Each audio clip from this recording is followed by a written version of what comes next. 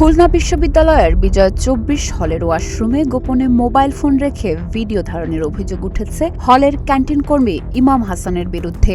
এ ঘটনায় সুষ্ঠু বিচার এবং ক্যাম্পাসে সার্বিক নিরাপত্তা নিশ্চিতের দাবি করেন শিক্ষার্থীরা।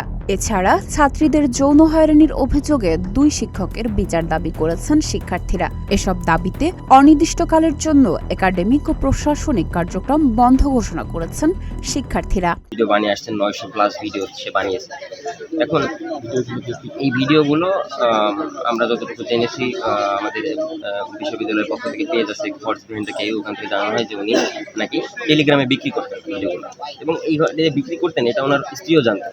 যতগুলো গেট আছে, মেইন গেট, হলের গেট, সবগুলো গেটের মধ্যে থেকে শুধুমাত্র খান জাহানের গেটটা সকলের প্রবেশের জন্য দিয়ে বাকি সবগুলো গেট আমরা বন্ধ রাখছি এবং প্রশাসনিক ভবনেও তালা চলাইছি। যতক্ষণ না পর্যন্ত কোনো দৃষ্টান্তমূলক কোনো পদক্ষেপ তার বিরুদ্ধে নেওয়া না হয় ততক্ষণ পর্যন্ত আমরা ক্লাস বর্জন করছি এবং এই কর্মসূচি পালন প্রবেশের সুবিধা পেয়েছি। তো তারপরে গতকাল রাতে ওয়াশরুমের যে ভেন্টিলেটার আছে ওখান থেকে উনি ভিডিও করার সময় মানে একটা আপু হচ্ছে দেখেন যে উনি ভিডিও করছেন, তখন উনি চিৎকার দিয়ে ওঠেন, উনি পাড়াইতে যান, তখন আরও যে কর্মচারী আছেন ওনাকে ধরে। সংশ্লিষ্ট সূত্র জানিয়েছে বিশ্ববিদ্যালয় প্রশাসনের সঙ্গে শিক্ষার্থীরা সার্বিক পরিস্থিতি নিয়ে বৈঠক করেন।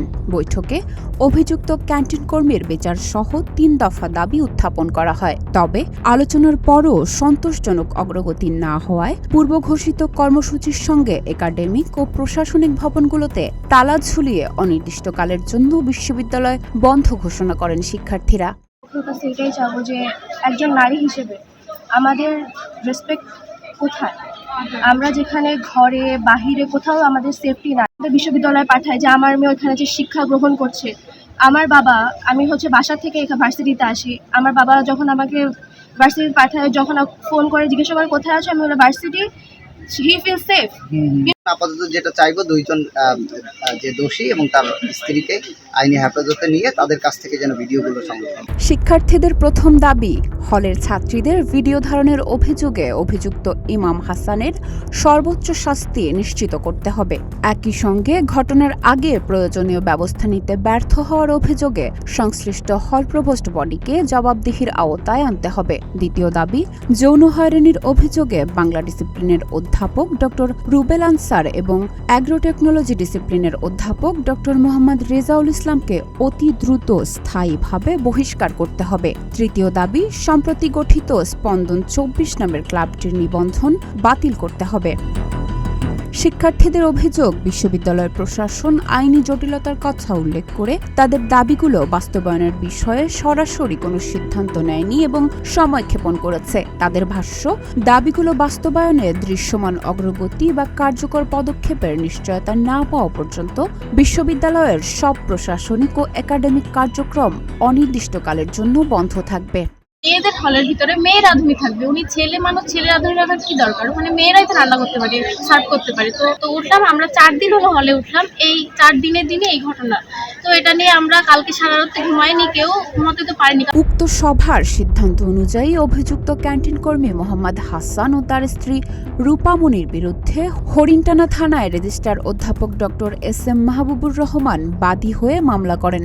মামলার পর অভিযুক্তকে আদালতে পাঠানো হয়। পরে আদালত তাকে কারাগারে পাঠানোর নির্দেশ দেন। আমরা আমাদের তরফ থেকে যদি আরও কিছু করণীয় থাকে সেটাও আমরা করার চেষ্টা করব, এবং বিশেষ করে মেয়েদের হলে মেইন গেটের সিকিউরিটি বাদ দিয়ে বাকি যে কোনো সার্ভিসের জন্য প্রয়োজনে সেখানে সব ফিমেল ওয়ার্কার দেওয়ার যদি ব্যবস্থা করা যায়, সেটা হয়তো বিষয়টাকে সমস্ত বিশ্ববিদ্যালয়গুলিতে এই যৌন হয়রানি বিষয়ক একটা নির্দেশনা আছে মহামান্য হাইকোর্টের, এবং একটা ম্যানুয়াল আছে, একটা গাইডলাইন নীতিমালা আছে। তো ওই নীতিমালা অনুযায়ী হচ্ছে যে বিশ্ববিদ্যালয়গুলোতে যৌন হয়রানি সংক্রান্ত যাবতীয় কমপ্লেইন বা অভিযোগ এগুলো নিষ্পত্তি করা হয়। এছাড়া সুষ্ঠু তদন্তের জন্য হল প্রশাসন 5 সদস্যের একটি কমিটি গঠন করেন। এই কমিটিকে আগামী 3 কার্যদিবসের মধ্যে প্রতিবেদন জমা দিতে বলা হয়েছে। একই সাথে অভিযুক্তের পরিচালিত হল ক্যান্টিনের বরাদ্দ বাতিল এবং হলের অভ্যন্তরে কর্মচারীদের মোবাইল নিয়ে প্রবেশ নিষিদ্ধ করা হয়। একই সঙ্গে 2 ছাত্রী হলের ক্যান্টিনে কোনো পুরুষ কর্মীকে কাজ করতে না দেওয়ার সিদ্ধান্ত নেওয়া হয়েছে।